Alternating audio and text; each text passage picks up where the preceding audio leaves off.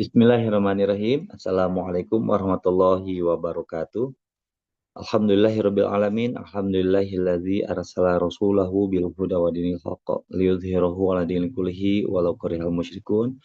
Asyhadu an la ilaha illallah wa asyhadu anna Muhammadan abduhu wa rasuluhu la nabiyya ba'dah. Allahumma sholli ala Muhammad wa ala alihi wa sahbihi wasallam. Allahumma anta rabbi la ilaha illa anta khalaqtani wa ana abduka wa ana ala ahdika wa wa'dika mastata'tu a'udzu bika min syarri ma sana'tu abu'u laka bi ni'matika alayya wa abu'u bi dzanbi faghfirli fa innahu la yaghfiru dzunuba illa anta. Alhamdulillah, puji dan syukur kepada yang maha kuasa Allah Azza wa Jalla. Kita memuji kepada yang maha tinggi, memuja kepada yang maha kuasa. Atas perkenan Allah Azza wa Jalla semata kita diberikan usia, diberikan kesehatan, diberikan kesempatan, diberikan taufik serta hidayah sebagai nikmat terbesar seorang muslim.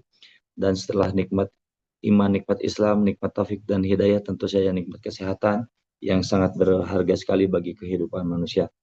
Dan tentu saja Allah SWT telah memberikan berbagai macam kenikmatan-kenikmatan yang begitu luas, yang begitu banyak, yang patut kita syukuri dari setiap helaan nafas kita semua. Dan mudah-mudahan kita semuanya termasuk orang-orang yang senantiasa bersyukur, salah satunya dengan menghadirkan jasadiah kita, ruh kita, untuk bertolabul ilmi bersama Bumiku Mengaji, insya Allah. Salawat serta salam tak lupa pula kita tumpah curahkan kepada uswah kita, qudwah kita, manusia yang paling mulia, manusia yang paling terpuji, manusia yang menunjuki kepada kita semua untuk menapaki jalan dakwah ini, sekaligus juga untuk bertakarub kepada Sang Pencipta, yakni Allah Azza wa Jalla. Beliaulah baginda Nabi Muhammad Sallallahu Alaihi Wasallam. Tak lupa pula salat serta salam ini pun kita curahkan kepada para keluarganya, para sahabatnya, para tabi'in, para tabi'in, para ulama, hingga kepada kita semua yang hadir di kajian Bumiku Mengaji. Di hari Senin malam, hari ke-11 di bulan Agustus 2025, ataupun juga bertepatan dengan tanggal 17 Safar 1447 Hijriah. Seperti biasa, di hari Senin malam kita akan menyimak kembali, belajar berguru kepada salah satu guru kita tercinta, yakni Al-Ustaz Ali Hasan Bawazir Hafizahullah Ta'ala, yang seperti biasa kita akan menyimak kajian sirah Nabi SAW di jilid keempat dari kitab Al-Lu'lu' Al-Maknun fi Surati Nabi Al-Ma'mun. Dan insya Allah pada malam hari ini kita akan sama-sama menyimak, sekaligus juga belajar tentang peristiwa-peristiwa ketika masuk ke Tabuk. Dan Alhamdulillah Ustazun Ali Hasan Bawazir sudah hadir di tengah kita. Assalamualaikum Ustaz. Waalaikumsalam warahmatullahi wabarakatuh. Sehat Kang Zai? Alhamdulillah Ustaz, sehat. Ini seraknya masih awet. Insya Allah, insya Allah. Begitu Ustaz. Tapi insya Allah aman, terkendali insya Allah Ustaz. Baik, ini nampaknya sedang di mana Ustaz? Di rumah Kang Zai. Oh di rumah, iya, Masya Allah, di ruang yang lain ya. Alhamdulillah. Baik, aman Ustaz. Baik, Alhamdulillah. Kalau Kang Zai ke Jakarta mampir. Suasana sudah cukup. Oh baik, insya Allah. Besok itu anak ada ke Jakarta, saya ke Cempaka. Maka Putih. Apa namanya, ada daurah Quran ya. Di mana? Quran, Ustaz? Masjid sampai Al-Azhar. maghrib. Bukan Ustaz, ini ada di apa ya, Universitas Yarsi Ustaz. Oh, Cempaka itu ya, anak dapat dari teman-teman yang alumni Timur Tengah itu informasinya. Iya, gitu saya mau belajar lagi. Ada ini siapa namanya, Profesor Syekh Ahmad Isa Al-Ma'syarawi. Begitu Ustaz, acaranya besok. Insya Allah, mudah-mudahan kalau waktunya mencukupi bisa silaturahmi dengan Ustaz kalau waktunya cocok Ustaz. Insya Allah Ustaz. Baik, untuk mengefektifkan waktu kita untuk belajar pada malam hari ini, kami langsung persilakan kepada Ustaz Zuna menyampaikan kajian pada malam hari ini, yakni tentang peristiwa-peristiwa ketika masuk ke Tabuk. Demikian, Ustaz. Tafadhol ya Ustazi, barakallahu fiik. Fiikum barakallahu. Bismillahirrahmanirrahim. Assalamualaikum warahmatullahi wabarakatuh. Innal hamdalillah nahmaduhu wa nasta'inuhu wa nastaghfiruhu wa na'udzu billahi min shururi anfusina wa sayyiati a'malina.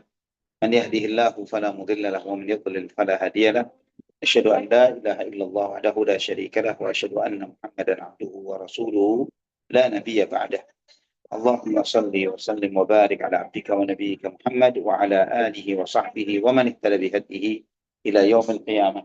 Qala Allah jalla wa ala ya ayyuhalladzina amanu taqullaha haqqa tuqatih wa la tamutunna illa wa antum muslimun. Amma ba'd. Ikhwatal iman rahimani wa rahimakumullah. Alhamdulillah kita bersyukur kepada Allah Subhanahu wa taala Rabbul alamin Ar-Rahmanir Rahim yang begitu besar, begitu luas rahmat dan kasih sayangnya kepada kita semuanya. Alhamdulillah dengan rahmatnya, dengan kami kasih sayangnya, Subhanahu wa ta'ala perkenankan kita bertemu secara online untuk melanjutkan kajian Nabi kita Muhammad sallallahu alaihi wasallam, untuk mengenal Nabi kita Muhammad sallallahu alaihi wasallam lebih mendalam, kaji tentang kehidupan beliau, mengenal sunnah-sunnah beliau, mengetahui perjalanan hidup beliau, perjuangan beliau sallallahu alaihi wasallam, yang kita menyadari ikhwatal iman, setiap jejak-jejak langkah yang beliau tempuh, setiap pengorbanan dan perjuangan yang beliau jalani, semuanya berdampak kepada saat ini kita menjadi umatnya. Yang saat ini kita menjadi umat Muhammad sallallahu alaihi wasallam. Oleh karena itulah di antara bentuk terima kasih kita kepada Nabi kita Muhammad sallallahu alaihi wasallam adalah dengan banyak bersalawat kepada beliau. Banyak berterima kasih kepada beliau sallallahu alaihi wasallam dengan bersalawat kepada beliau, mengikuti sunnah beliau sallallahu alaihi wasallam, menghidupkan ajaran-ajarannya, menjalankan perintahnya, menjauhi larangannya, membenarkan sabda-sabdanya, dan beribadah kepada Allah Subhanahu wa taala dengan tuntunannya. Ikhwatal iman rahimani wa rahimakumullah. Alhamdulillah, dan kita bersyukur kepada Allah Subhanahu wa taala bahwa beberapa tahun ini ya kita ngaji sirah Nabi kita Muhammad sallallahu alaihi wasallam sudah sekian tahun, sejak pandemi, sejak bekerja mengaji, ya kemudian berminggu mengaji, ya insyaallah Allah Subhanahu wa taala mencatat setiap effort, setiap pengorbanan kita, setiap kehadiran kita sebagai momen-momen yang nantinya kita akan syukuri kelak di hadapan Allah Subhanahu wa taala. Momen-momen kita bersyukur kepada Allah Subhanahu wa taala karena kita berkumpul secara online ini untuk lebih mencintai Nabi kita Muhammad bin Abdullah sallallahu alaihi wa ala alihi wa sahbihi wasallam. Ikhwatal iman rahimani wa rahimakumullah. Melanjutkan perjalanan sirah Nabi kita Muhammad sallallahu alaihi wasallam, terutama pada peristiwa perang Tabuk, dengan beberapa hal yang dihadapi dan dialami oleh Nabi kita Muhammad sallallahu alaihi wasallam. Di antaranya adalah ikhwatal iman rahimani wa rahimakumullah, sebagaimana Imam Abu Dawud An-Nasa'i di dalam Sunanul Kubra dengan sanad yang hasan dari Salamah Al-Muhayyiq radhiyallahu anhu, ya, beliau menyampaikan ya bahwa Rasulullah sallallahu alaihi wasallam di dalam peperangan ini, perang Tabuk ini, dalam perjalanan menuju Tabuk, beliau singgah di salah satu rumah, yang di rumah itu, di teras rumah itu, ya di bagian depan rumah digantungkan sebuah wadah air yang terbuat dari kulit. Dan Nabi sallallahu alaihi wasallam pun bertanya, apakah kalian punya air? Ya, kalian punya air. Nah, wadah itu wadah air yang digantung, yang terbuat dari kulit. Kemudian Nabi sallallahu alaihi wasallam disampaikan kepada para sahabat, kepada beliau, ya Rasulullah, innaha maitah. Ya Rasulullah, kulit itu diambil dari bangkai.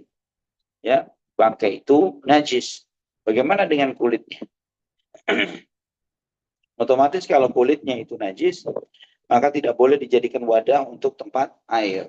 Maka kemudian Nabi sallallahu alaihi wasallam bersabda, ibahuha tuhuruha, bahwa menyamaknya, jadi kulit itu sebelum dimanfaatkan ada satu teknik namanya menyamak kulit, ya, dan teknik ini beragam dari satu masyarakat dari masyarakat yang lainnya.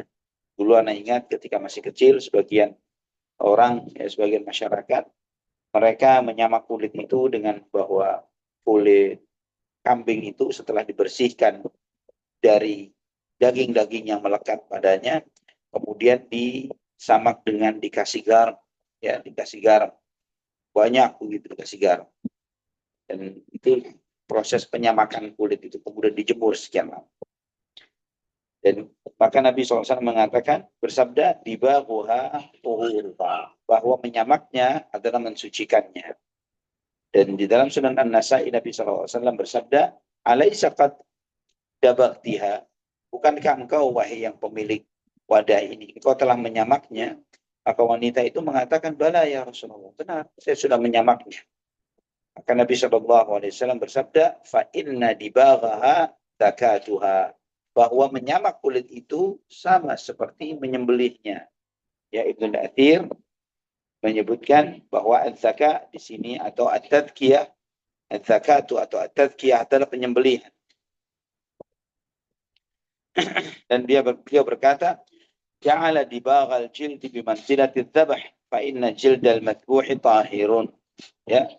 Nabi SAW menyebutkan bahwa menyamak kulit itu sama seperti menyembelih, ya, karena menyembelih, ya, dengan kulitnya binatang yang disembelih itu suci. Kulitnya binatang yang disembelih itu suci. Nah, bagaimana dengan kulit bangkai?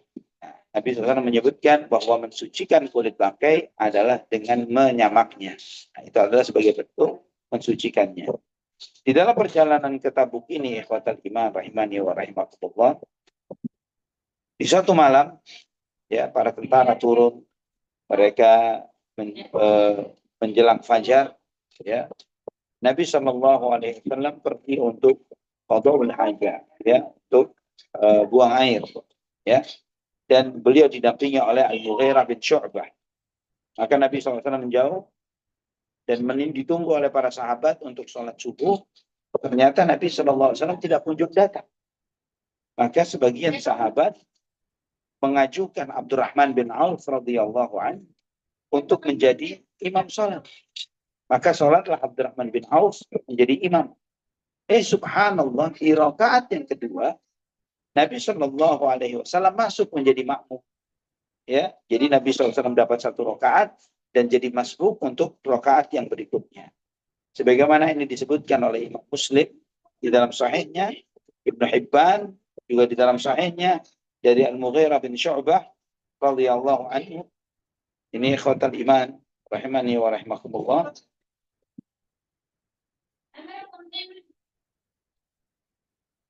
Ini menunjukkan kepada kita bahwa kemuliaan Abdurrahman bin Auf radhiyallahu anhu yang begitu mulia.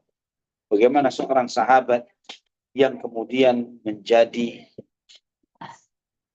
imam bagi Rasulullah sallallahu alaihi wasallam. Ikhwatal iman rahimani wa rahimakumullah.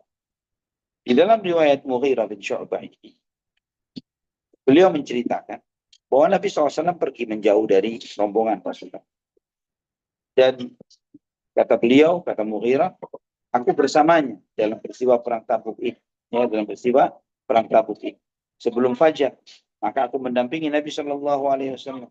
Rasulullah SAW kemudian jongkok, ya, kemudian beliau melakukan qada'ul hajah, ya, buang air, dan setelah itu beliau menghampiri, ya, dan aku pun menuangkan air, ya, menuangkan air untuk kedua tangan Nabi SAW. Maka Nabi SAW membasuh kedua telapak tangannya, setelah itu membasuh wajahnya. Setelah itu beliau menarik kain lengan bajunya, begini ditarik oleh Nabi SAW. Ya, ternyata ketika ditarik oleh Nabi SAW tidak sampai menutupi siku beliau. Maka Nabi SAW pun memasukkan lengannya untuk dikeluarkan. Ya, beliau ketika ditarik begini tidak sampai sikunya, maka Nabi kemudian melepas tangan itu dari lengan bajunya. Dan kemudian beliau mengambil air dan membasuhkan sampai siku dari bawah baju Nabi SAW.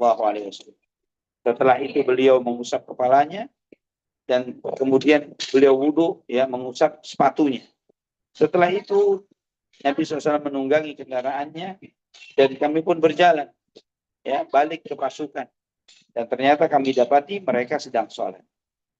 Dan ternyata mereka, ya, diimami oleh Abdurrahman bin Auf radhiyallahu.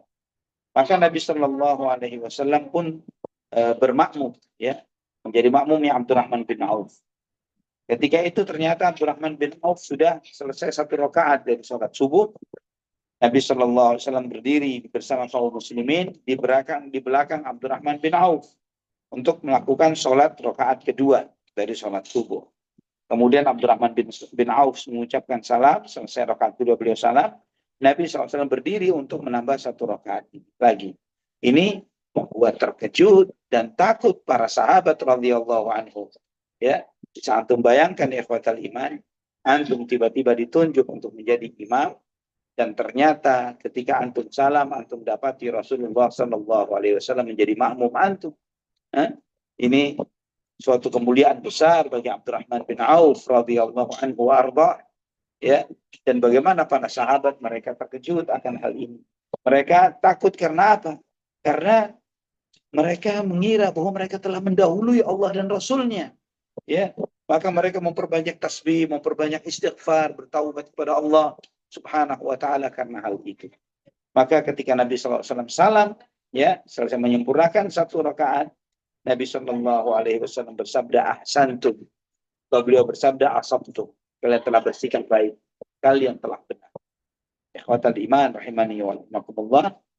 Ini menunjukkan kepada kita, ya, di bab-bab fikih para ulama, mereka menyebutkan di dalam hal ini tentang imamatul mafdhul 'alal fadil, yaitu bagaimana seseorang yang imamatul fadil 'alal mafdhul, yaitu ketika orang yang kurang kemuliaannya menjadi imam bagi orang yang lebih mulia. Ya, kita tahu bahwa antara Nabi SAW dan Abdurrahman bin Auf, Nabi SAW jauh lebih mulia daripada Abdurrahman bin Auf. Tapi bukan berarti, ya, bahwa yang kurang kemuliaannya dibandingkan yang lainnya menjadi dasar pembolehan bagi mereka, bahwa tidak boleh bagi mereka untuk menjadi imam sholat bagi yang lebih utama.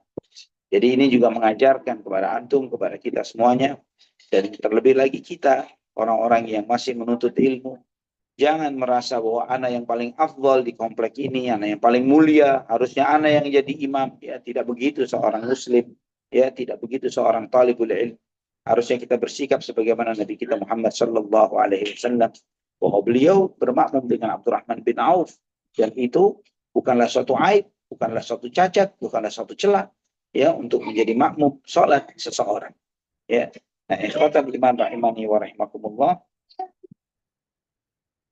juga di sini menunjukkan kepada kita bahwa ketika imam ratib, imam tetap itu yang ditunggu tak kunjung tiba, maka boleh bagi jamaah sholat itu untuk menunjuk salah seorang di antara jamaah yang ada untuk menjadi imam mereka. Ya, bukan menunggu dan menunggu sampai apalagi sampai hari meninggal. Tidak seperti itu. Nah, ikhwatan iman rahimani wa rahimakumullah. Terdapat sebuah riwayat dhaif, ya, sebuah riwayat yang lemah, diriwayatkan oleh Imam Ahmad dan Al-Hakim dalam Mustadraknya, dan ini dijelaskan oleh Syekh Al-Albani di dalam silsilah Al-Ahadithus Sahihah. Ya, di dalam riwayat itu disebutkan ma qubidha nabiyyun qattu hatta yusalliya khalfa rajulin salihin min ummatihi. Tidaklah seorang nabi itu mati, ya, dicabut nyawanya sampai dia sholat di belakang seseorang yang soleh dari umatnya. Namun hadis ini dhaif, ya, tidak sahih. Ikhwatal iman rahimani wa rahimakumullah. Nabi SAW pun melanjutkan perjalanannya ke Tabuk. Dan ketika sehari selang sampainya beliau ke Tabuk, beliau bersabda kepada para sahabat, innakum satatuna ghadan insya'allahu aina Tabuk. Wa innakum lan ta'tuha hatta yudhiyan nahar. Faman ja'aha fala yamassa min ma'iha syai'an hatta ati. Kata Nabi sallallahu alaihi wasallam, Imam Muslim meriwayatkan dalam sahihnya, Oh, sesungguhnya kalian besok insya Allah akan sampai ke mata air Tabuk. Dan insya Allah kalian akan sampai di sana ketika matahari sudah mulai meninggi. Sudah duha hampir zuhur. Barang siapa yang sampai terlebih dahulu, jangan menyentuh airnya sama sekali sampai aku menyentuh. Ya, kata Nabi SAW seperti itu sehari sebelum sampai ke Tabuk. Al-Imam At-Tahawi di dalam Syarah Mushkilul Athar dengan sanad yang hasan dari Abdullah bin Mas'ud radhiyallahu anhu menyampaikan, kami berjalan bersama Nabi SAW di peristiwa Tabuk ini, dan ketika sampai kita di satu tempat tanah yang berpasir, ya, kemudian Nabi SAW bersabda, man yakla'unal laila, siapa yang menjaga kita malam ini? Maksudnya adalah menjaga untuk membangunkan sholat subuh. Maka Bilal berkata, ana ya Rasulullah, biarkan saya ya Rasulullah. Kemudian Nabi SAW pun bersabda, idzan tanam, ya, maka kemudian Nabi SAW pun tidur. Subhanallah, sampai terbitnya matahari. Maka bangunlah beberapa orang, fulan bangun. Sampai, tapi Nabi SAW belum kunjung bangun. Sehingga kami pun menyatakan, ayo kita ngobrol aja, ngomong. Sampai Nabi SAW bangun. Maka bangunlah Nabi SAW.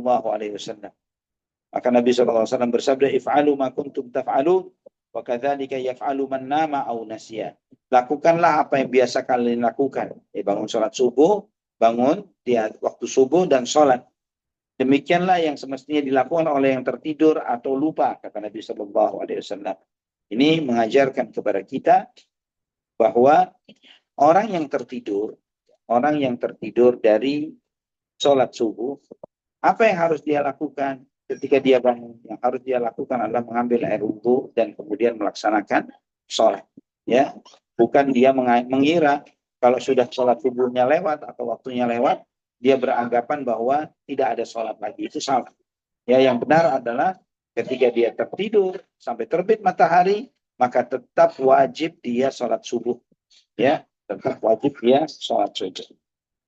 Kisah Abu Qatadah ini, ya, diriwayatkan oleh Imam Muslim di dalam sahihnya, Imam Ahmad bin Hanbal di dalam musnadnya. Abu Qatadah menceritakan bahwa ketika kami di dalam sebuah safar, ya, Nabi SAW menyampaikan di dalam salah satu khutbahnya, innakum tasiruna ashiyatakum wa lailatakum wa ta'tuna al-ma'a insyaallahu ghadan. Sesungguhnya kalian akan melakukan perjalanan siang dan malam, kata Nabi SAW. Kalian akan melakukan perjalanan total, berjalan non-stop malam dan siang, dan besok insya Allah kalian akan sampai. Abu Qatadah menceritakan, maka ketika Nabi SAW berjalan dan ketika malam itu sudah mulai gelap, ya, aku di samping Nabi SAW. Ya, artinya beliau di atas ontanya. Onta itu terus berjalan non-stop, ya, sampai Nabi ngantuk. Dan ketika Nabi ngantuk, Nabi agak miring ke kanan, ya, di atas ontanya, agak miring ke kanan. Maka aku pun mendekati onta Nabi SAW, aku rapikan posisi Nabi SAW tanpa membangunkan beliau. Ya, kata Abu Qatadah. Jadi ketika miring ke kanan, diluruskan lagi oleh Abu Qatadah, Nabi tetap di atas ontanya, ya, tapi tanpa membangunkan Rasulullah SAW.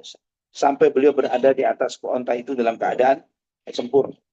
Sampai berjalan, kata Imam rahimani wa rahimakumullah, sudah lewat pertengahan malam, saya lihat Nabi SAW tetap dengan ontanya berjalan ini, beliau miring lagi. Ya, maka aku pun merapikan lagi posisi Nabi SAW tanpa membangunkan beliau sampai posisi beliau tegak di posisinya. Sampai di waktu akhir sahur, ya, waktu sudah hampir subuh, beliau miring yang lebih daripada 2 kali yang sebelumnya. Yang aku khawatirkan, sampai kata Abu Qatadah radhiyallahu an, hatta kada yanjafil. Hampir saja Nabi SAW itu, saya perhatikan, hampir jatuh dari ontanya. Fa'ataituhu fadamaktuhu. Maka aku menghampirinya dan aku luruskan Nabi SAW. Maka Nabi SAW pun terbang. Dan Nabi SAW bertanya, man hadha? Siapa ini? Ya, maka Abu Qatadah mengatakan, Abu Qatadah ya Rasulullah, Antum tahu ikhwatal iman, perjalanan ke Tabuk ini usia Nabi kita Muhammad sallallahu alaihi wasallam sudah 60 tahunan. Ya, sudah 60 tahun lebih usia beliau sallallahu alaihi wa ala alihi wa sahbihi wasallam. Bahkan ini adalah setahun sebelum wafatnya Nabi kita Muhammad sallallahu alaihi wasallam. Dan kemudian Nabi sallallahu alaihi wasallam bertanya kepada Abu Qatadah, "Mata kana hadza masiraka minni?" Ya, bagaimana perjalananmu selama ini? Artinya, apa yang kamu lakukan selama perjalananku ini? Ya, kepada Abu Qatadah. Kemudian aku menjawab, "Mazala hadza masiri mundzul laila." Ini yang aku lakukan sepanjang malam ya Rasulullah, memperhatikanmu, menjaga posisi dudukmu ya Rasulullah sallallahu alaihi wasallam supaya engkau tidak jatuh. Maka Nabi sallallahu alaihi wasallam pun bersabda, "Hafidzakallahu bima hafidta bihi nabiyyah." Semoga Allah Subhanahu wa taala menjaga sebagaimana engkau telah menjaga Nabi. Subhanallah ya ikhwatal iman. Antum kita semua perhatikan bagaimana para sahabat radhiyallahu anhum ajma'in begitu sangat peduli dengan Nabi sallallahu alaihi wa ala alihi wasallam. Bagaimana di riwayat sebelumnya hadis Mughirah bin Syu'bah ketika mendampingi Nabi sallallahu alaihi wasallam, ya, ketika Nabi sallallahu alaihi wasallam buang air mendampingi Nabi sallallahu alaihi wasallam, beliau memperhatikan gerak-gerik Nabi SAW sampai ketika menarik lengan baju dan ternyata tidak sampai ke sikunya. Kemudian beliau mengeluarkan lengannya ke dalam dan kemudian mewudu'i dari dalam bajunya. Ya, ini dilakukan oleh Nabi dan riwayat itu sampai kepada antum, kepada kita. Bagaimana mereka begitu care, begitu peduli, begitu perhatian terhadap Nabi kita Muhammad sallallahu alaihi wa ala alihi wa sahbihi wasallam. Seperti itu mereka, para sahabat radhiyallahu anhum. Dan itu menunjukkan besarnya cinta mereka kepada Nabi kita Muhammad sallallahu alaihi wasallam. Di dalam perjalanan jihad ini, ketika Nabi sallallahu alaihi wasallam di akhir ghazwah, di akhir peperangan ini, dan beliau sallallahu alaihi wasallam bukanlah sudah tidak muda lagi. Di dalam perjalanan yang 1 hari 1 malam ke Tabuk ini tidak berhenti. Dengan harapan agar besok sampai ke mata air Tabuk itu. Nabi sallallahu alaihi wasallam di dalam perjalanan ini beliau hampir terjatuh beberapa kali. Dan oleh Abu Qatadah radhiyallahu anhu, beliau menjaga Rasulullah sallallahu alaihi wasallam. Maka jangan heran jika sampai Nabi sallallahu alaihi wasallam mendoakan beliau dengan doanya, "Hafidzakallahu bima hafizta bihi nabiyyah." Semoga Allah Subhanahu wa taala menjagamu sebagaimana engkau menjaga Nabi. Kemudian ikhwatan iman rahimani wa rahimakumullah. Nabi sallallahu alaihi wasallam melanjutkan perjalanan dan beliau tertidur, menundukkan kepalanya di atas kendaraannya dan tertidur. Setelah itu beliau bersabda, "Ihfadhu alaina salatana." Tolong jaga salat-salat kita. Dan tolong jaga salat kita. Dan kami pun dengan keadaan kendaraan tetap berjalan. Kami pun semua tertidur. Dan yang pertama kali bangun adalah Rasulullah SAW. Ketika matahari mengenai punggung beliau, ya, maka kami pun terbangun dengan kendaraan masih berjalan dengan keadaan ketakutan. Kata Nabi Shallallahu Alaihi Wasallam bersabda, "Irkabu, lanjutkan perjalanan ini, ya." Dan kemudian sampai menemukan tempat yang tepat untuk mereka turun, maka kami pun turun, ya. Dan beliau minta untuk diambilkan air wudhu. Di saat itu kata Abu Qatadah radhiyallahu an, ya, aku memiliki wadah air wudhu yang memang aku siapkan.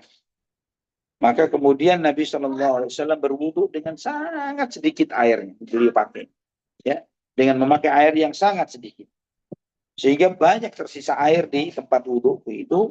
Nabi Shallallahu Alaihi Wasallam bersabda kepadaku, "Ihfadz alaina ma yudha'ataka fasayakunu laha nabaun."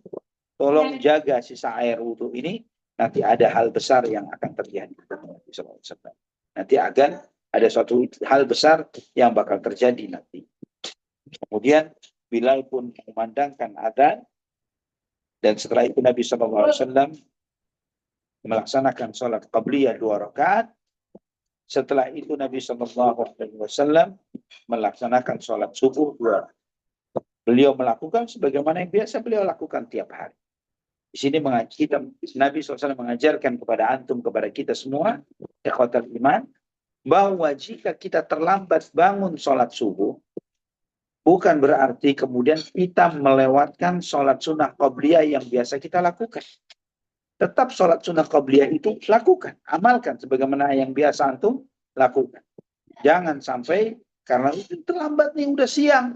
Tapi antum sudah terbiasa. Kalau siang itu kesiangannya adalah karena tertidur, maka Allah Subhanahu wa taala memaafkan antum. Ya, memaafkan kita semuanya. Karena kata Nabi SAW, tertidur itu bukanlah bentuk melalaikan sholat. Ikhwatal iman rahimani wa rahimakumullah. Kemudian Abu Qatadah radhiyallahu anhu menceritakan, maka Nabi SAW melanjutkan perjalanan bersama dan kami pun mengikuti beliau. Ya. Kemudian ada sebagian orang berbisik satu dengan yang lain.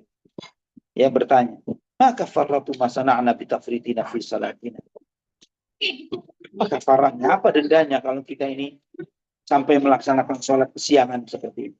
Harusnya gimana ya? Kita harus bayar bagaimana ya? Kita harus melakukan apa ya? Ya, mereka saling bertanya satu dengan yang lain. Maka kemudian itu sampai kepada Nabi SAW dan beliau bersabda, amalakum fiyya uswah, bukankah aku adalah suri toladan bagi kalian? Ya, sudah ditunjukkan oleh Nabi Sallallahu Alaihi Wasallam bahwa orang yang tertidur dari yang sehingga orang tersebut tidak sempat melaksanakan sholat, itu bukanlah bentuk menyia-nyiakan sholat. Ya, maka Nabi SAW pun bersabda, amma innahu laisa fin naumi tafritun, innama tafritu ala man lam yusalli salata hatta yaji'a waqt salatil ukhra. Faman fa'ala dhalika falyusalliha hina yantabihu laha fa idza kana al-'abdu fa idza kana al-'abd falyusalliha 'inda waqtiha. Sesungguhnya tidur itu atau tertidur itu bukanlah menyanyiakan salat. Sesungguhnya menyanyiakan salat itu adalah orang yang tidak salat sampai masuk waktu salat yang sesudahnya. Maka barang siapa yang melakukan hal itu, hendaklah, ya, artinya ketika dia tertidur, maka ketika dia bangun, lakukan sholat. Nabi sholat. Lakukanlah sholat. Dan besok, balik. Lakukan sholat sebagaimana di waktunya. Ya. Nah, di sini disebutkan oleh Imam An-Nawawi di dalam Syarah Muslim, ya, ketika beliau menjelaskan tentang hadis ini, maknanya adalah barang siapa yang terlewatkan dari melaksanakan sholat, ya, dan dia membayarnya walaupun melewati waktu sholat itu, dia tidak perlu merubahnya. Ya, namun bukan berarti waktunya berubah untuk besok. Besok dia kembali ke waktu awalnya. Ya, kembali kepada waktu awal. Bukan kemudian hari ini jam 7, besok jam 7, lusa jam 7, dan seterusnya. Bukan seperti itu. Tapi jika terlambat hari ini, maka besok kembali untuk melaksanakan sholat pada awal. Kemudian Abu Qatadah melanjutkan cerita. Ketika sudah mulai meninggi, matahari mulai meninggi, ya, para sebagian orang mengatakan, ya Rasulullah, halakna, atashna, ya Rasulullah, binasa kita. Kita kehausan. Kita kehausan. Maka Nabi SAW menjawab, la bulka alaikum. Kalian tidak akan binasa. Kalian tidak akan binasa. Setelah itu Nabi SAW pun menyampaikan, atliqu li ghumari, mana ambilkan tempat minumku. Maka diambillah tempat wudhu tadi, ya, tempat wudhunya Abu Qatadah radhiyallahu anhu. Maka Nabi SAW pun menuangkan air dari itu, dan Abu Qatadah membagi-bagikan minuman untuk mereka manusia yang ada, ya, sehingga ketika mereka melihat air yang mengucur dengan derasnya dari tempat wudhu Nabi SAW tersebut, ya, membuat mereka berebutan untuk mengambil air tersebut. Maka Nabi SAW pun mengingatkan, ahsinul mala' kullukum sayyar. Kata Nabi SAW, perbaiki akhlak kalian, ya, yang rapi. kalian semua akan minum dan tidak akan kehausan.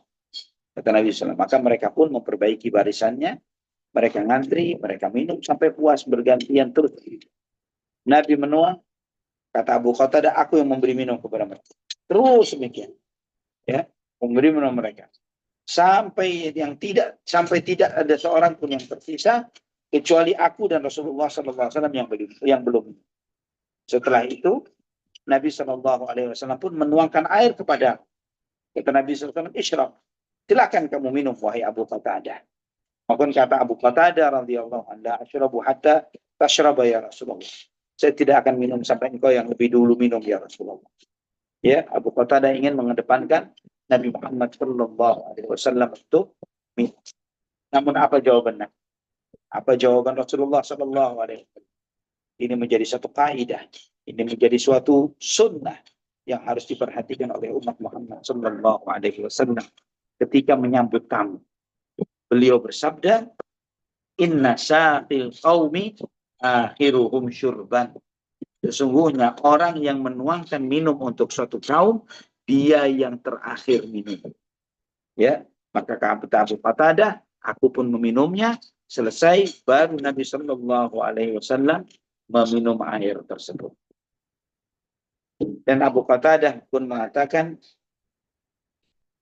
maka manusia pun berkecukupan dengan air-air mereka, dan mereka tidak ada lagi yang kehausan. Ikhwatal iman di sini mengajarkan sebuah sunnah kepada kita bahwa antum ketika menerima tamu, menuangkan teh, menuangkan kopi, susu atau apapun kepada tamu-tamu itu, antum seharusnya, ini bukan suatu kewajiban, tapi adab dan etika yang sunnah dari Nabi, yang menjadi tuan rumah yang terakhir minum dan makan. Ya, yang terakhir minum dan makan. Jadi menuangkan untuk mereka dan yang kita tidak makan atau tidak minum kecuali mempersilahkan tamu kita untuk terlebih dahulu makan atau minum. Saqil qaum akhiruhum syurban. Orang yang menuangkan minum untuk suatu kaum, dia yang terakhir minum. Ya, ini adab sangat dijaga oleh mereka-mereka yang sangat memahami sunnah. Bahkan Anda memperhatikan sebagian masyayikh dan juga bagaimana yang dididikkan oleh orang tua juga ketika masih kecil, ketika menyambut tamu yang datang dan lain sebagainya. Kami diperintahkan untuk menyediakan minum untuk para tamu dan kami tidak boleh ngambil air tersebut atau apa yang disajikan. Kita, walaupun kami sebagai anak-anak sampai kami melihat misalnya menyajikan sirup misalnya, ya kami ingin banget minum sirup tersebut. Tapi orang tua kami stop, kalian tidak boleh minum. Kalian tidak boleh. Itu untuk tamu, itu untuk tamu. Nanti ketika tamunya sudah pada minum semuanya, kalian baru boleh meminumnya. Ini diantara akhlak adab yang merupakan sunnah Nabi Sallallahu Alaihi Wasallam. Dan kita ikhwatal iman bersyukur kepada Allah Subhanahu Wa Taala bahwa adab dan etika kita itu bukan dibentuk berdasarkan sebuah imperialisme atau sebuah penjajahan. Ya, adab-adab yang table manner yang dibuat-buat, ya, sesuatu yang kadang lebay, berlebihan, yang tidak jelas, tidak ada hikmah dan maksudnya. Tapi setiap apa yang diajarkan oleh Nabi kita Muhammad SAW memberikan hikmah besar. Bagaimana seorang tuan rumah memuliakan tamunya, bagaimana seorang pemimpin, ya, bahwa beliau ini pemimpin, beliau mengawal ribuan orang dan ribuan orang itu minum dan beliau yang terakhir minum. Sallallahu alaihi Muhammad.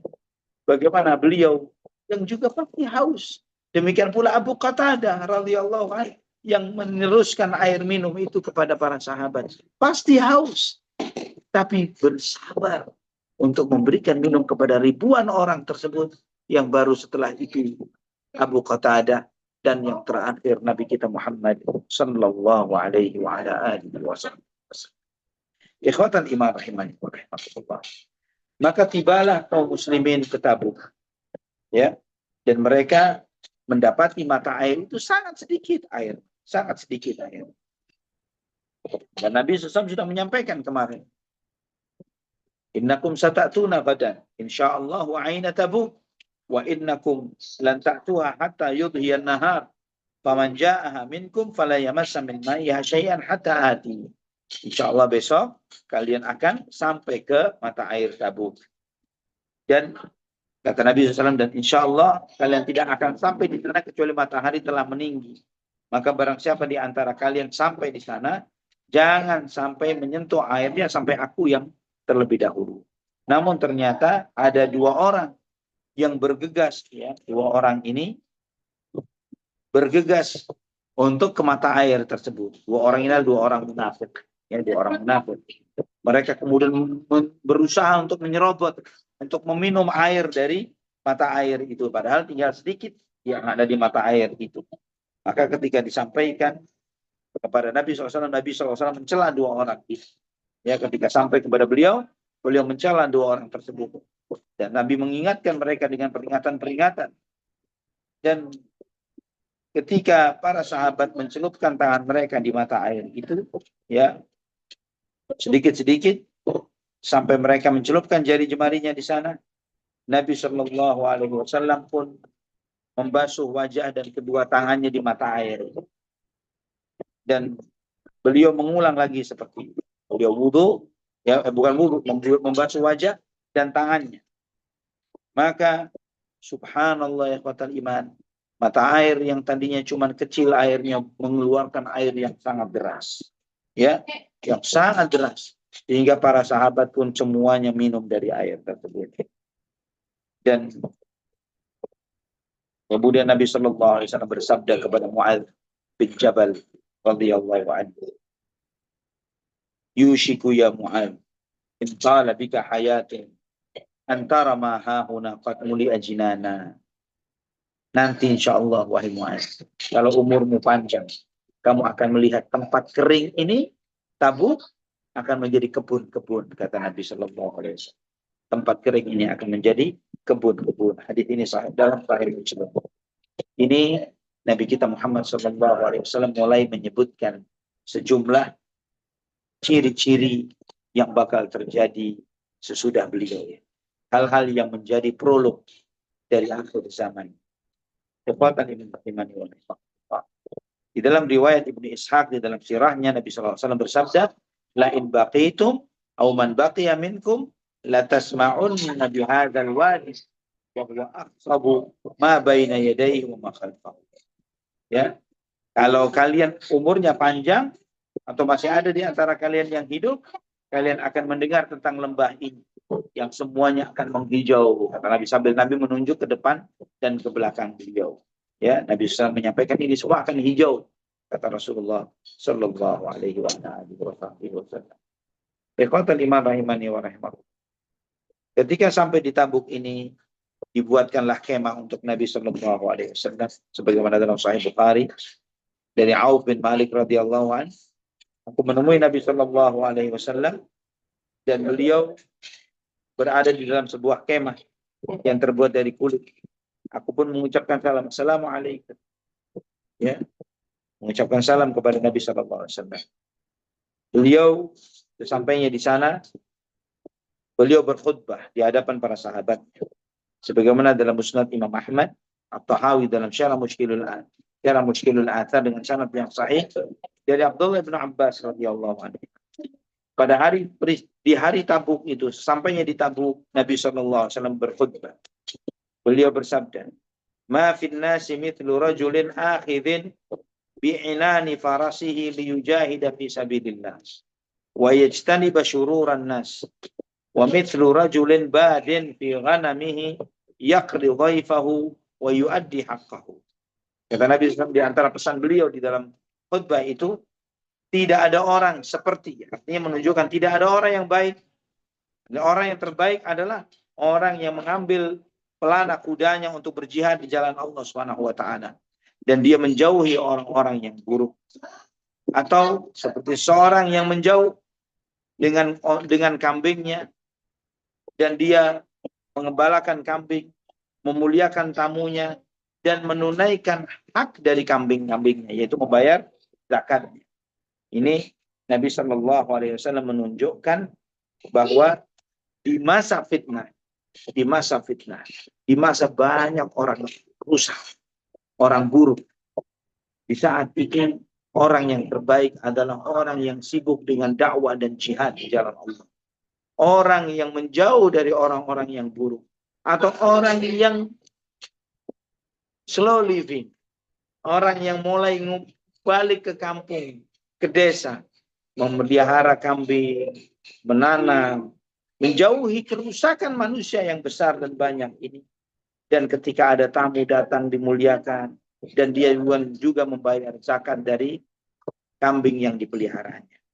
Di dalam Musnad Imam Ahmad, juga Ibn Abi Syaibah di dalam Musannaf, dengan hadis dengan derajat yang hasan dari Abu Sa'id Al-Khudri radhiyallahu anhu. Beliau mengatakan bahwa dia di masa Tabuk ini, ketika sesampainya di Tabuk, Nabi Shallallahu Alaihi Wasallam berkhutbah, ya, dan beliau pada saat itu sambil menyandarkan punggungnya di sebuah batang pohon kurma. Beliau bersabda, "Ala ukhbirukum bi khairin nas wa syarrin nas." Maukah kalian saya beritahu manusia terbaik dan manusia yang terburuk? Kata Nabi Shallallahu Alaihi Wasallam, "Inna min khairin nasi rajulan amila fi sabilillahi ala dhahri farasihi, atau ala dhahri ba'iri, atau ala qadamaihi, hatta ya'tiyahul maut. Wa inna min syarrin nasi rajulan fajiran jari'an yaqra'u kitaballahi wa la yar'awi ila syai'in minhu." Allahul musta'an wa la hawla wa la quwwata illa billah. Hadis ini dengan derajat yang hasan. Beliau bersabda, maukah kalian saya beritahu manusia terbaik dan manusia yang terburuk? Nabi Shallallahu Alaihi Wasallam bersabda, maukah kalian saya beritahu tentang manusia yang terbaik dan manusia yang terburuk? Nabi SAW kemudian menyampaikan, sesungguhnya manusia yang terbaik adalah seseorang yang beramal untuk jihad di jalan Allah di atas tunggangannya, atau di atas kudanya, atau di atas ontanya, atau dengan kedua langkah kakinya, sampai dia mati di jalan Allah. Dan orang yang terburuk, kata Nabi SAW, adalah seseorang yang fajir, yaitu orang yang pelaku dosa.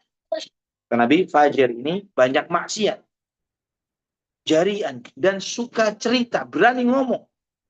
Ya, dia pelaku maksiat dan dia berani bicara, menantang dengan maksiat yang dia lakukan. Yaqra'u kitab Allah, dia baca Quran, wala yar'awi ila syai'in minhu, namun tidak ada pelajaran sedikit pun yang dia ambil dari Quran yang dibaca. La haula wala quwwata. Ini di antara pesan Nabi sallallahu alaihi wasallam tentang dua jenis manusia. Manusia pertama, manusia yang terbaik, yaitu mereka yang manusia terbaik yang beramal di jalan Allah, di atas kudanya, di atas ontanya, atau di atas kedua kakinya. Mereka yang beramal di jalan Allah, apakah itu jihad, apakah itu dakwah, atau melakukan amalan-amalan besar yang lainnya, mereka adalah manusia-manusia yang terbaik. Dan sebaliknya mereka manusia-manusia yang terburuk, kata Nabi, orang yang fajir, pelaku maksiat, suka dosa, dan dia terang-terangan bicara, ngomong, dan dia tidak peduli dengan membicarakan semua maksiat dan dosa-dosanya. Usah diem dong, Aisyah diem, Nabi aja. Ya. Dan itu dia berani berbicara dengan maksiat dan dosa-dosanya. Yaqra'u kitab Allah, dia baca Quran. Subhanallah. Wala yar'awi ila syai'in minhu. Namun dia tidak mengambil hikmah pelajaran sedikit pun dari apa yang dia baca. Ikhwatal iman, ini gambaran orang-orang munafik. Orang-orang yang baca Quran. Bahkan mungkin bisa jadi hafal Quran. Namun dia cuma hafal lafaznya. Dia cuma tahu hak-hak hurufnya. Tapi tidak tahu tentang hak-hak ayat. Banyak yang bacaan tajwidnya luar biasa. Tapi tidak paham makna dari ayat. Tidak tahu apa yang harus diamalkan dari Quran yang dibaca. Maka subhanallah ya ikhwatan, yang terkadang menjadi konsen sebagian besar kita di dalam membesarkan anak, seringkali kita memikirkan dan berkeinginan agar anak-anak kita menjadi penghafal Al-Quran. Padahal semestinya saudara saudara bagus menjadi penghafal Al-Quran.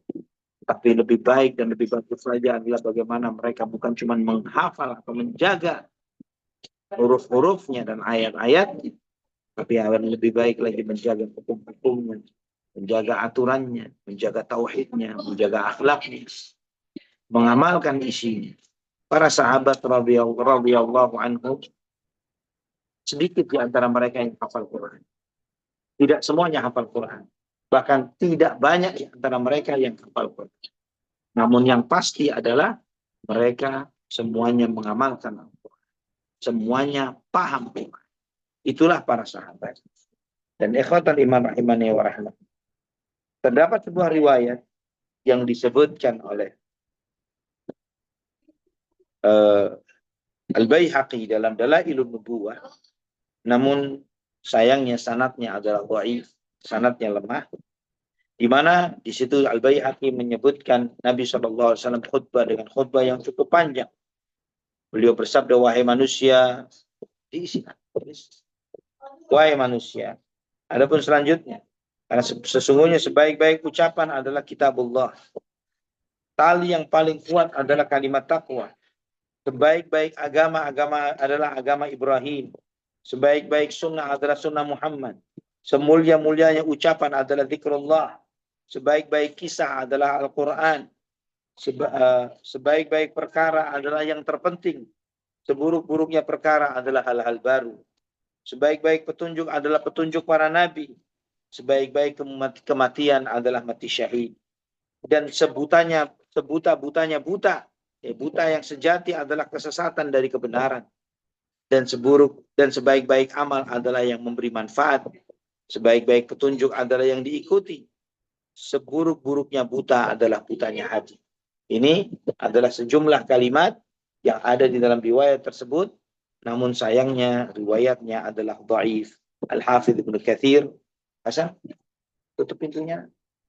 Ibnu Katsir rahimahullah menyebutkan, setelah menyebutkan khutbah yang panjang ini, ya sebagaimana beliau sebutkan dalam Al-Bidayah wan Nihayah, hadza haditsun gharibun wa fihi nakaratun wa fi isnadihi dha'fun wallahu a'lamu bissawab. Hadis ini adalah hadis yang gharib, yang aneh, penuh dengan kemunkaran, di dalam sanadnya ada kelemahan, wallahu a'lam bissawab. Nabi sallallahu alaihi wasallam berada di Tabuk kurang lebih 20 hari. Ya, beliau 20 hari di sana. Ini riwayat yang sahih di dalam tentang hal ini. Sebagaimana dalam Musnad Imam Ahmad dan yang lainnya dengan syarat Bukhari dan Muslim. Beliau selama 20 hari ini menunggu dan tidak terjadi peperangan apapun. Tidak menghadapi musuh manapun. Beliau mengutus sejumlah sariyah, pasukan-pasukan kecil untuk melihat, untuk sweeping di sekitar batasan-batasan negeri, perbatasan negeri Syam. Ya. Dan juga Nabi SAW mengirim surat kepada Heraklius, pembesar Romawi, yang nanti insya Allah kita akan kaji pada kesempatan yang lain. Ikhwatal iman rahimani wa rahimakumullah. Kemudian juga Nabi SAW di masa itu beliau dijaga oleh sejumlah sahabatnya, ya, terutama di malam hari. Sebagaimana Imam Ahmad diriwayatkan dalam Musnadnya, Imam Tahawi dalam Syarah Mushkilul Athar dengan sanad yang hasan dari Amr bin Shu'aib dari ayahnya, dari kakeknya, bahwa Nabi SAW di masa perang Tabuk, beliau ketika sholat di waktu malam, di belakang beliau sejumlah sahabatnya menjaga beliau sallallahu alaihi wa ala alihi wasallam. Rasulullah SAW pernah menyampaikan ketika para sahabat sedang di Tabuk, akan munculnya angin yang sangat kencang. Ya, sebagaimana dalam Sahih Bukhari dan Muslim dari hadis Abu Humaid As-Sa'idi radhiyallahu anhu. Beliau menceritakan, kami berperang bersama Nabi SAW ke Tabuk. Ketika sampai di Tabuk, Nabi SAW menyampaikan, "Amma innaha satahubbu al-lailata rihun syadidah. Fala yaqumanna ahadun. Faman kana ma'ahu ba'irun falyaqilhu." Fa'aqallaha. Wahabat rihun syadidatun. Faqama rajulun fa'alqat'u bijabal tay'in. Kata Nabi SAW, nanti malam ini akan ada angin yang bertiup yang sangat kencang, kata Nabi SAW. Jangan ada yang berdiri, kata Nabi SAW. Barang siapa yang memiliki tunggangan kendaraan diikat. Ya, maka kami pun mengikat kendaraan-kendaraan kami. Dan memang benar, bertiuplah angin yang sangat kencang di malam itu. Ada salah seorang yang berdiri, maka dihempaskan oleh angin itu sampai ke gunung yang lain. Ya, di dalam riwayat Ibnu Ishaq di dalam sirahnya Maka para sahabat melakukan apa yang dipesankan oleh Nabi SAW, kecuali 2 orang dari Bani Sa'idah. Ya, salah satu keluar untuk keperluan tertentu, yang lainnya lagi untuk mencari ontanya yang hilang. Adapun yang keluar untuk keperluannya, maka dia mati. Ya, dia mati karena terhempas oleh angin itu. Adapun yang mencari ontanya ini ditiup oleh angin itu terhempas ke gunung yang lainnya. Ikhwatal iman rahimani wa rahimakumullah. Ketika di Tabuk ini, Nabi SAW ketika wudhu, beliau membasuh anggota tubuhnya sekali, anggota wudhunya sekali-sekali. Ya, sebagaimana Musnad Imam Ahmad, Ibnu Majah dengan sanad sahih di ghairi dari Umar bin Khattab radhiyallahu an, beliau mengatakan ketika peristiwa perang Tabuk, saya melihat Nabi SAW wudhu dengan membasuh anggota wudhunya sekali-sekali. Dan Imam At-Tirmidzi menyampaikan di dalam jami'nya, dan demikianlah yang diamalkan oleh seluruh para ulama, bahwa wudhu itu boleh dilakukan sekali-sekali, 2 kali itu lebih afdal, dan yang paling afdalnya adalah 3 kali. Tidak ada yang lebih dari itu. Sekali-sekali, atau 2 kali, atau 3 kali. Ikhwatan iman rahimani wa rahimakumullah. Selanjutnya, saya tutup dengan salah satu pesan Nabi SAW di dalam peristiwa. Beliau menyampaikan, ketika di Tabuk ini, datanglah Auf bin Malik al-Asy'ari radhiyallahu anhu. Di saat itu dia bertemu dengan Nabi SAW. Dan di saat itu Nabi SAW menyampaikan bahwa akan sejumlah tanda-tanda hari kiamat. Di dalam Sahih Bukhari dan Muslim, di dalam Sahihnya, Abu Dawud di dalam sunannya, Ibnu Majah di dalam sunannya, Auf bin Malik al-Asy'ari berkata, aku menemui Nabi SAW pada waktu peristiwa Tabuk. Beliau di dalam kemahnya yang terbuat dari kulit. Aku mengucapkan salam. Beliau menjawab salamku. Ya, maunya Auf bin Malik cuma lewat saja. Maka dijawab salamnya oleh Nabi, Waalaikumsalam, dan Nabi SAW bersabda, udkhul, masuk. Ya, ternyata bukan cuma lewat, disuruh masuk. Saya masuk ya Rasulullah. Nah, masuk. Maka aku pun masuk. Setelah itu Nabi bersabda kepada aku, u'dud sittan baina yaday sa'ah. Hitung 6 hal. 6 hal sebelum terjadinya hari kiamat. Apa 6 hal itu? Nanti insya Allah hadis ini akan menjadi bahan kajian kita pada kajian yang akan. 6 hal tanda sebelum hari kiamat. Ya. Kata Nabi SAW, maut. Tanda yang pertama, kematian. Tsumma fathu Baitul Maqdis. Tanda yang kedua, ditaklukkannya Baitul Maqdis. Ditaklukkannya Al-Aqsa. Tsumma mautan ya'khudhu fikum kaqa'asil ghanam. 2 wabah besar yang akan memakan kalian, artinya membunuh kalian, seperti wabah yang mengenai binatang, mengenai kambing. Yang wabah itu, jika mengenai kambing, pagi dia kena, malamnya mati karena wabah tersebut. Ya, itu tanda yang ketiga. Mastifadatul mal. Hatta yu'tar rajulu mi'ata dinarin fayadhallu sahid. Kemudian melimpahnya harta. Harta itu melimpah. Saking banyaknya harta, melimpahnya harta, seseorang dikasih 100 dinar. 1 dinar itu 4,2 gram emas. Ya. Dikasih 100 dinar, dia nggak terima. Dia masih ngomel. Dia masih marah. Kok cuma 100 dinar? Ini nggak ada artinya. Ya. Tsumma fitnatun. Kata Nabi SAW, kemudian terjadi fitnah. Yang fitnah itu, la yabqa baitun minal arabi illa dakhalathu. Fitnah ini, ya fitnah itu adalah ketidakstabilan. Ya, ketidakteraturan, ketidakbenaran. Sesuatu yang berjalan di luar yang semestinya. Yang semestinya itu aturan Allah dan Rasulnya. Fitnah di luar itu. Fitnah ini kata Nabi, la yabqa baitun minal arabi illa dakhalat. Fitnah itu tidak menyisakan satu pun rumahnya orang Arab kecuali akan kemasukan fitnah. Spesifik Nabi menyebutkan Arab. Tidak akan memasuki, dan fitnah itu tidaklah satu pun rumah dari orang Arab kecuali akan kemasukan fitnah. Kemudian kata Nabi Sallallahu Alaihi Wasallam, "Thumma hudnatun takunu bainakum wa baina badil asfari fayardi." Kemudian terjadi perdamaian antara kalian dan Banil Asfar, Romawi atau keturunannya, orang-orang bule. Banil Asfar itu sebutan orang Arab terhadap orang bule. Kalian berdamai dengan mereka. Kalian berkoalisi dengan mereka.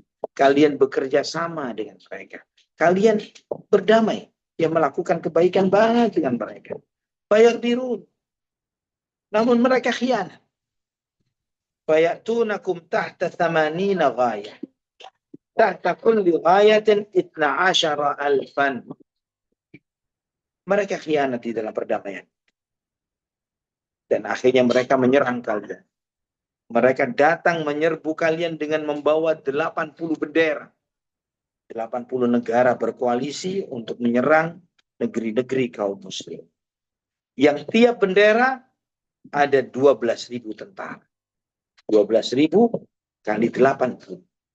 Tentara yang sangat besar jumlahnya, yang nanti akan menyerbu kaum muslimin di dalam pengkhianatan bangsa bule ini terhadap umat Islam di dalam peperangan tersebut. Ini yang disampaikan oleh Nabi. Hadis ini sahih, riwayat Imam Bukhari di dalam sahihnya, Abu Dawud di dalam sunannya, Ibnu Majah, dan yang lain. Ikhwatal iman, ini salah satu pesan Nabi Sallallahu Alaihi Wasallam dari sejumlah pesan sebagaimana yang tadi beliau sampaikan tentang peristiwa tentang Tabuk yang akan menghijau, dan banyak hal lagi yang lainnya, yang itu menjadi prolog, menjadi pesan-pesan beliau Sallallahu Alaihi Wasallam akan dekatnya hari kiamat. Dan Nabi Sallallahu Alaihi Wasallam menyampaikan di dalam 6 perkara ini, hitung 6 perkara sebelum terjadinya hari kiamat. Beliau menyampaikan awalnya adalah mauti, kematian. Itu sebagai sebuah isyarat dari beliau Sallallahu Alaihi Wasallam bahwa dihitungnya terjadinya hari kiamat, ya, mulai countdown, dihitungnya, hitung mundur terjadinya hari kiamat sudah terhitung sejak wafatnya Rasulullah Sallallahu Alaihi Wasallam. Jadi jika kita memperhatikan sabda Nabi SAW ini, ikhwatal iman, bahwa antum, kita semua ini sudah 1400-an tahun, ya, terlewat dari masa wafatnya Nabi Sallallahu Alaihi Wasallam, yang itu menunjukkan bahwa kita jauh lebih dekat dengan hari kiamat dibandingkan dengan orang-orang yang telah pergi sebelum kita. Wallahu ta'ala ala wa alam bisawab. Barakallahu fikum.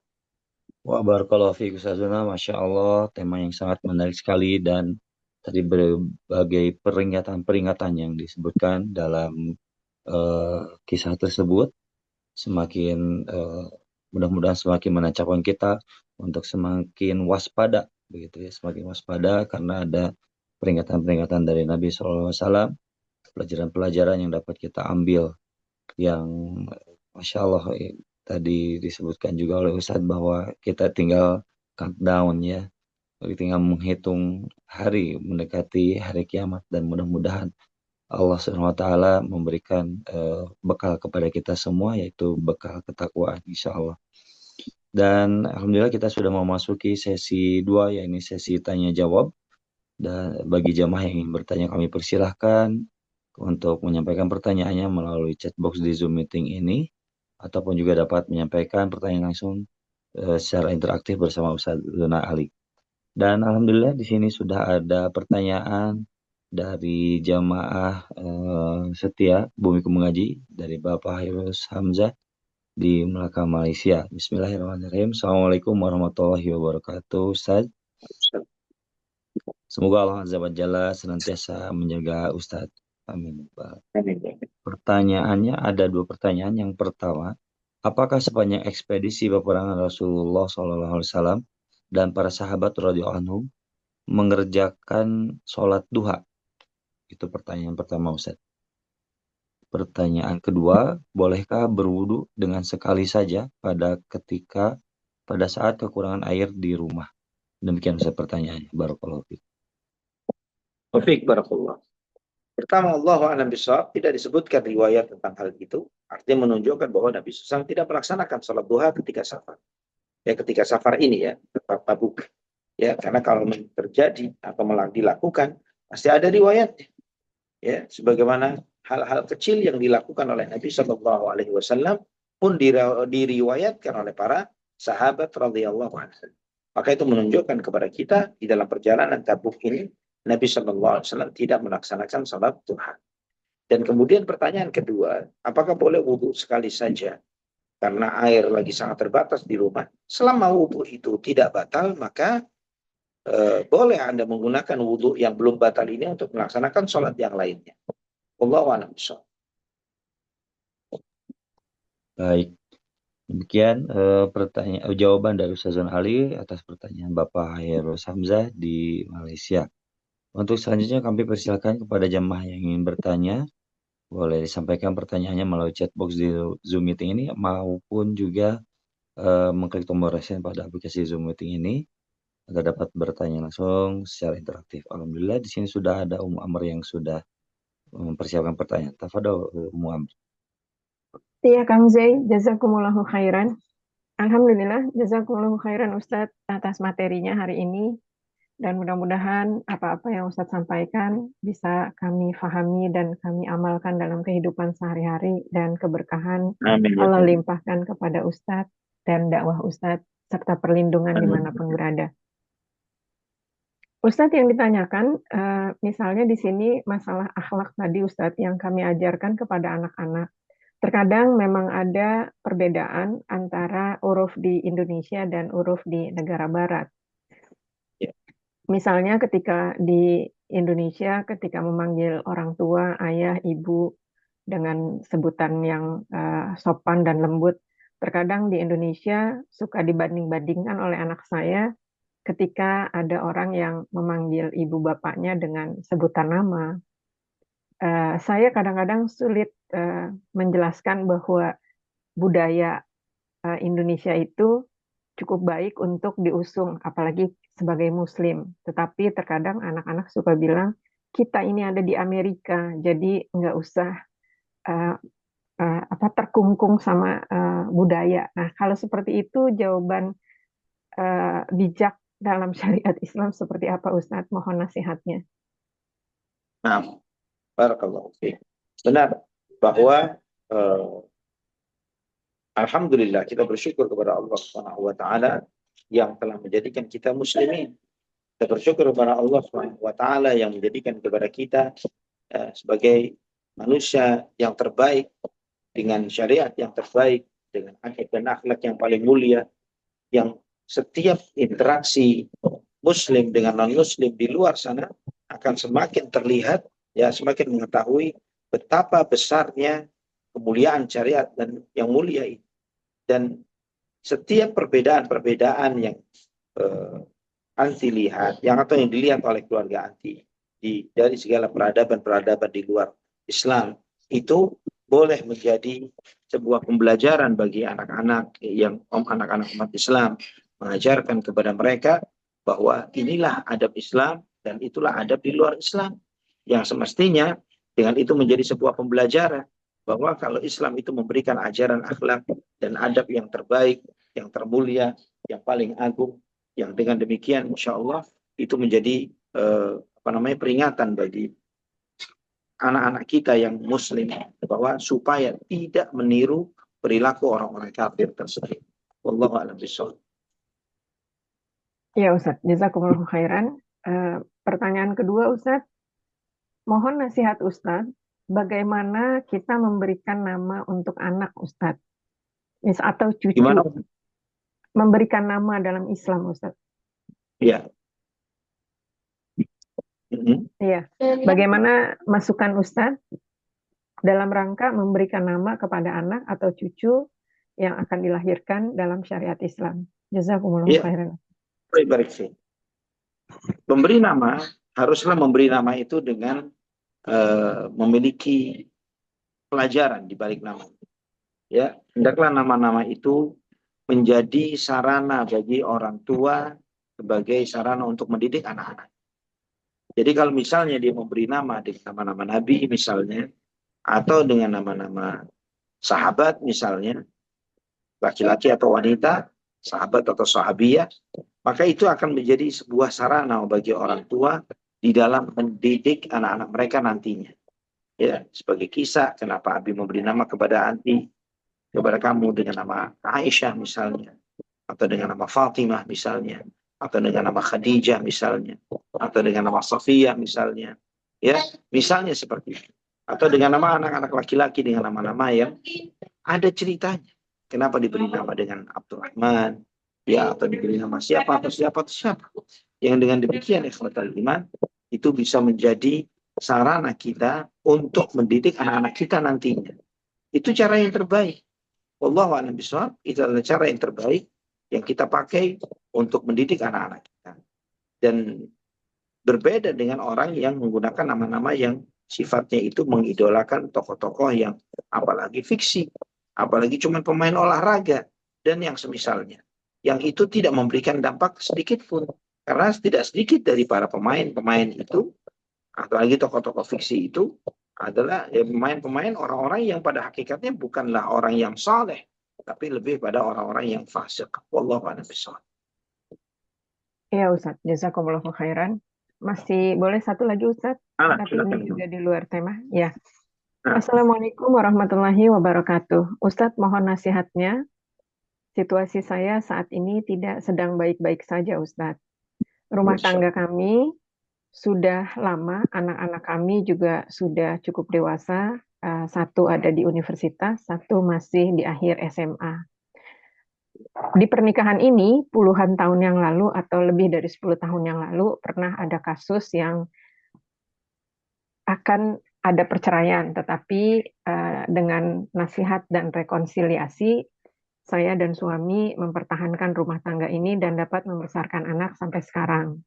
Kemudian belakangan ini suami saya tanda kutip berulah kembali, perangainya kasar sekali sampai anak-anak juga misalnya ditonjok sampai berdarah untuk yang perempuan, yang laki-laki juga diajak bergulat seperti itu Ustadz. Sampai anak laki-laki saya yang sedang kuliah di luar daerah tidak mau pulang dan tidak ingin bertemu dengan ayahnya karena tanda kutip ketakutan. Dan ada trauma untuk anak perempuan saya. Akhirnya saya jadi terikat masa lalu dengan kasus yang dulu. Saya berpikir untuk bercerai, untuk menyelamatkan hati saya, juga anak-anak saya. Dan kondisi saat ini sedang terpuruk, Ustadz. Jadi mohon nasihatnya, apa yang harus saya perbuat melihat situasi suami yang seperti itu. Dan sepertinya perangai ini makin lama makin tambah jelek, Ustadz. Jazakumullahu khairan atas nasihat Ustaz. Barakallahu fiik.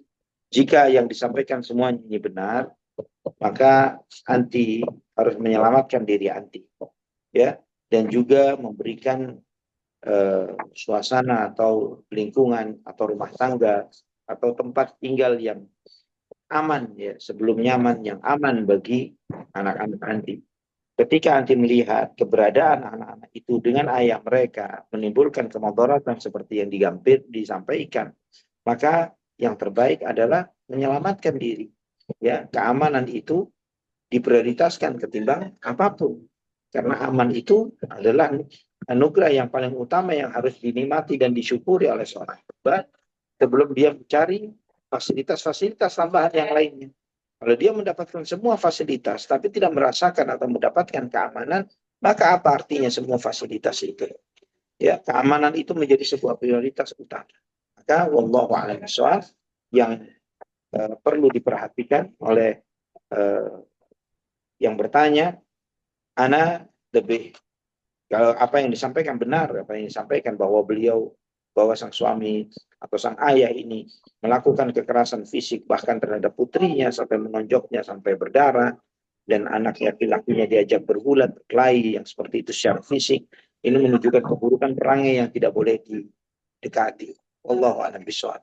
Maka silakan nanti mengajukan perceraian terhadap sang suami. Wallahu a'lam bishawab. Iya Ustadz, jazakumullahu khairan. Ustadz boleh satu lagi? Ahlan wa Ustadz. sahlan. Iya. Assalamualaikum warahmatullahi wabarakatuh. Ustadz, mohon nasihatnya.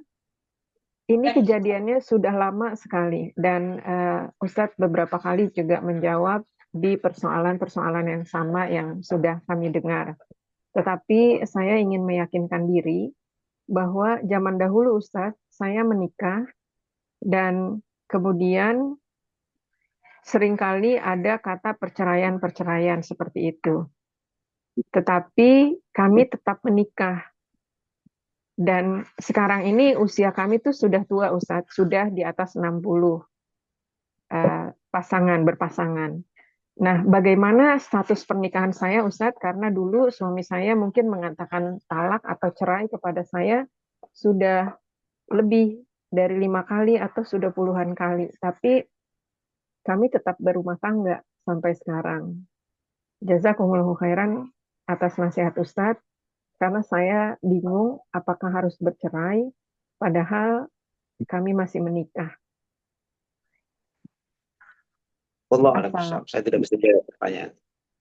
Coba saya tanyakan nanti kepada fatwa para ulama, saya carikan apakah bagaimana tentang status yang seperti ini. Tapi Anda tidak berani menjawab karena apakah itu pernikahan itu masih boleh atau tidak, Anda tidak tahu.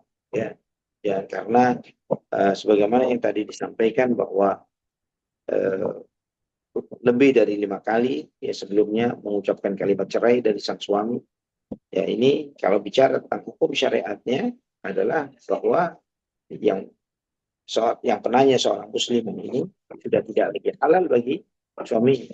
Tapi ini sudah berlangsung sekian lama dan mungkin insya Allah saat ini tidak lagi seperti itu dan sudah sama-sama tua. Bagaimana dengan status pernikahan yang ada? Wallahu a'lam bishawab, saya tidak bisa jawab. Nanti saya tanyakan kepada para ulama atau para asatidzah yang lainnya yang mungkin bisa memberikan jawaban ini.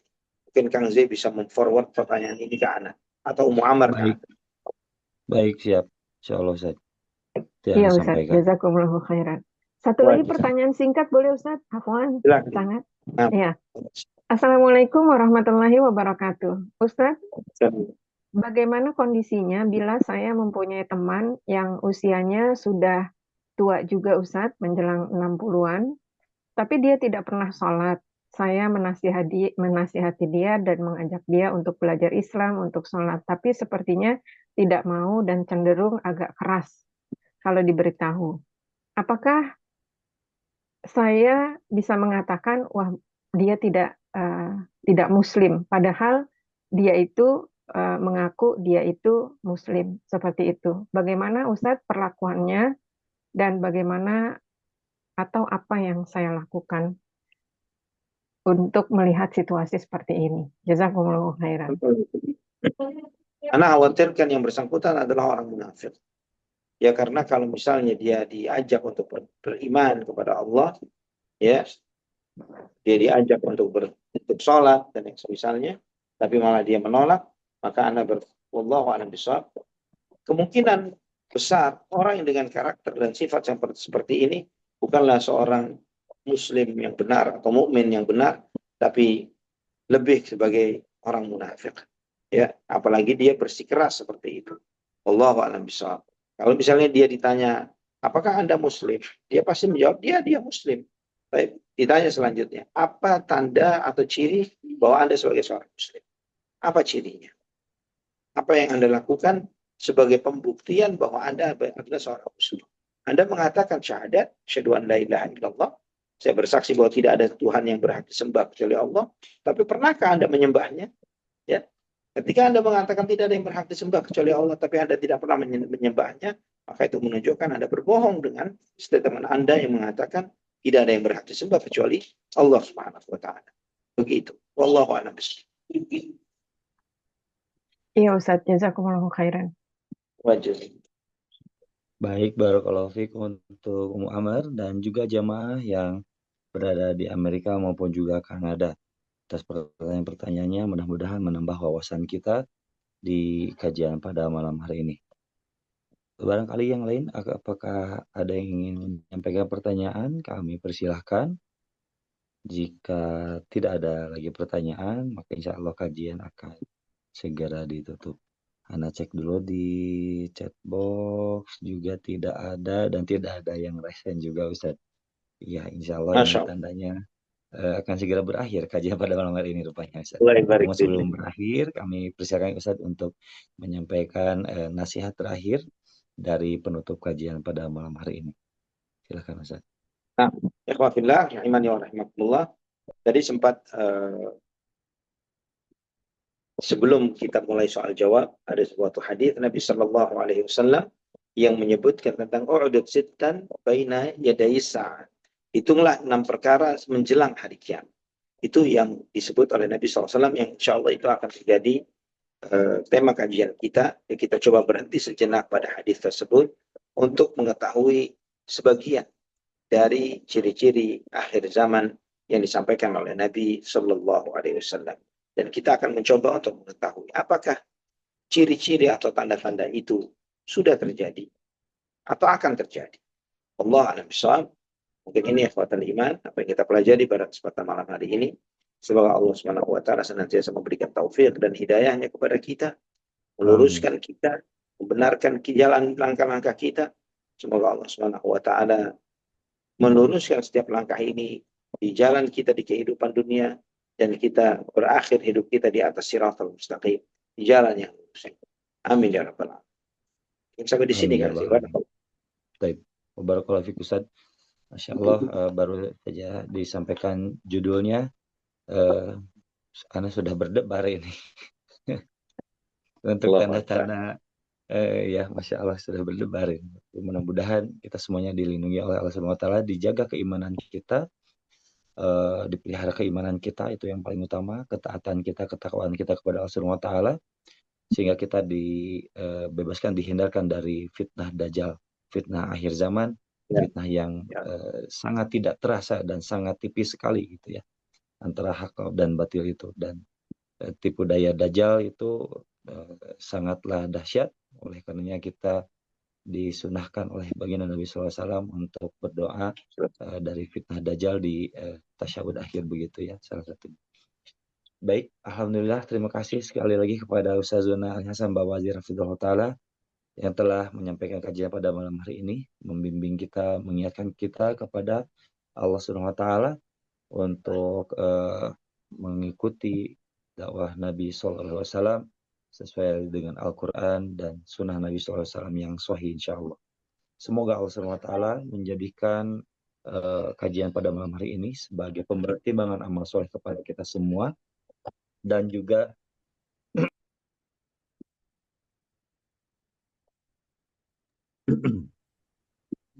mudah-mudahan menjadikan bekal keimanan ketakwaan kepada kita semua, sekaligus juga menjadikan pada kita semua menjadi umat-umatnya yang bertakwa dan mampu menyampaikan amal ma'ruf nahi mungkar di sekitar kita. Amin ya rabbal alamin. Sekali lagi jazakumullah khairan, semoga menjadi pahala jariah pada Ustazuna Ali dan juga keluarga yang sudah menyempatkan waktu untuk berbagi ilmu kepada kita semua. Kami haturkan banyak terima kasih kepada seluruh panitia Bumiku Mengaji yang telah menyelenggarakan kajian Bumiku Mengaji pada malam hari ini. Barakallahu fikum juga untuk seluruh jamaah setia Bumiku Mengaji yang hadir pada malam hari ini. Atas nama Bumiku Mengaji, kami mohon pamit undur diri. Barakallahu fikum. Kita pungkas dengan doa kifaratul majlis. Subhanaka Allahumma bihamdika asyhadu an la ilaha illa anta astaghfiruka wa atubu ilaik. Wassalamualaikum warahmatullahi wabarakatuh. Selamat istirahat jemaah. Waalaikumsalam.